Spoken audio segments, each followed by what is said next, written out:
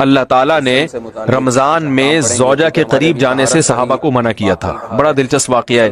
رمضان کی راتوں میں بھی زوجہ کے قریب جانے سے منع کیا تھا. ایک صحابی تھے وہ رات میں کہیں چلے گئے, اب بڑے پریشان ہوئے, رسول اللہ صلی اللہ علیہ وسلم کے پاس آئے, عرض کیا یا رسول اللہ مجھ سے غلطی ہوئی, رمضان کی رات میں نے اپنی زوجہ کے قریب چلا. آپ نے فرمایا کیوں؟ وہ بڑا دلچسپ واقعہ ہے, بظاہر تھوڑا حیا کے خلاف بھی ہے لیکن اتنا بھی نہیں ہے. وہ کہہ رہے میری زوجہ کہیں پانی بھرنے کے لیے جا رہی تھی, ان کی پنڈلی کھلی تو میری نظر بیوی کی پنڈلی پر پڑی اور میں بس پاگل ہو گیا بیوی کے عشق میں. میں یہ اس لیے بیان کر رہا ہوں کہ جو لوگ نظر کی حفاظت کرتے ہیں وہ بیوی کے عشق میں پاگل ہوتے ہیں.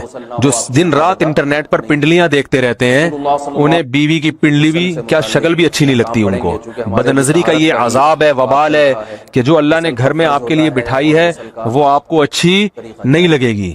تو نظر کی حفاظت کیا کرو, اس سے آپ کو اپنی بیوی سے عشق ہوگا, محبت ہوگی. بات آ رہی ہے سمجھ میں؟ تو اب دیکھو کیسا روزے کی حالت ہے. رمضان میں پابندی ہے, اسلام میں حکم تھا جو رمضان میں بیوی سے ہم طریقے کا 60 روزے لگاتار رکھنے پڑیں گے. کتنا بڑا جرم, لیکن صحابی سے برداشت نہیں ہوا. صرف زوجہ کے پاؤں پہ نظر پڑی ہے تو وہ کیسے بیوی سے محبت کرتے ہوں گے, اور وہ بیوی کے بغیر رہ سکتے ہوں گے. اور آج لوگوں کے فون آتے ہیں, ہماری بیگم جس میکے جاتی ہے اتنی خوشی ہے, ایسا اچھا سا فیل ہوتا ہے, ایسا عجیب سا محسوس ہو رہا ہوتا ہے جیسے آزاد ہو گئے. میں کہتا ہوں ظاہر ہے اب تمہیں موقع مل گیا کنڈی لگانے کا, ٹھیک ہے نا, اور آنکھ مٹکے کرنے کا, تو خوش تو ہوگے. تو یہ بھی ایک عذاب ہے جو لبرل لوگ نے جس عذاب میں ڈالا ہوا ہے نا, اس میں عورت کے حقوق نہیں ہے. عورت کے حقوق نظر کی حفاظت میں اور عورت کے پردہ کرنے میں ہے. جب مرد باہر نکلے گا سب پردے میں ہوں گی تو آئے گا کس کے پاس؟ بیگم کے پاس ہی آئے گا. تو اتنے منہ کالا کرنے کے راستے کھول دیے ہیں تو ظاہر ہے پھر کامیاب ازدواجی زندگی نہیں ہوتی. تو نبی کے پاس آئے, عرض کیا یا رسول اللہ میں برداشت نہیں کر پایا, تو آپ مسکرا دیے. تو وہ نبی کے پاس گئے, یا رسول اللہ ایسے ہوا, مجھ سے غلطی ہو گئی. تو آپ نے فرمایا کیوں؟ فرمایا ایسا ہو گیا تھا. تو آپ صلی اللہ علیہ وسلم نے فرمایا 60 روزے رکھو لگاتار.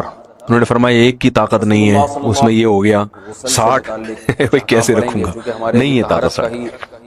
آپ نے فرمایا ٹھیک ہے پھر 60 غریبوں کو 2 ٹائم کا کھانا کھلاؤ. فرمایا اس کی بھی طاقت, بولو بھائی, نہیں. اتنے میں ایک صحابی لائے کوئی چیز صدقہ کرنے کے لیے, تو آپ نے فرمایا چلو اصل حکم تو یہی ہے کہ 60 روزے یا پھر 60 غریبوں کو کھانا, وہ نہیں تو چلو فی الحال ان کو تنبیہ کے لیے کچھ ان سے صدقہ کروا لیتا ہوں. فرمایا چلو یہ فلاں خیرات کی ایک چیز لے کر آئے ہیں, تم یہ لے کے غریبوں میں بانٹ دو. انہوں نے فرمایا مجھ سے زیادہ غریب پورے مدینہ میں بھائی کوئی بھی نہیں. آپ صلی اللہ علیہ وسلم مسکرانے لگے, فرمایا جاؤ کھاؤ اور بچوں کو کھلاؤ. اور بھائی غلطی بھی ہوئی اور گھر میں راشن بھی آ گیا. تو اس کے بعد قرآن کی آیت نازل ہوئی کہ احل لکم لیلۃ الصیام الرفث الی نسائکم ہن لباس لکم وانتم لباس لہن علم اللہ انکم کنتم تختانون انفسکم فتاب علیکم وعفى عنکم فالآن باشروہن وابتغوا ما کتب اللہ لکم. فرمایا اللہ کو پتہ ہے کہ تم اس حکم پر عمل نہیں کر سکتے, لہٰذا رمضان کی راتوں میں تمہیں اپنی بیوی کے پاس جانے کی اجازت ہے, لہذا ان کے پاس جایا کرو اور اس اولاد کو تلاش کرو جو اللہ نے تمہارے مقدر میں لکھ دی ہے.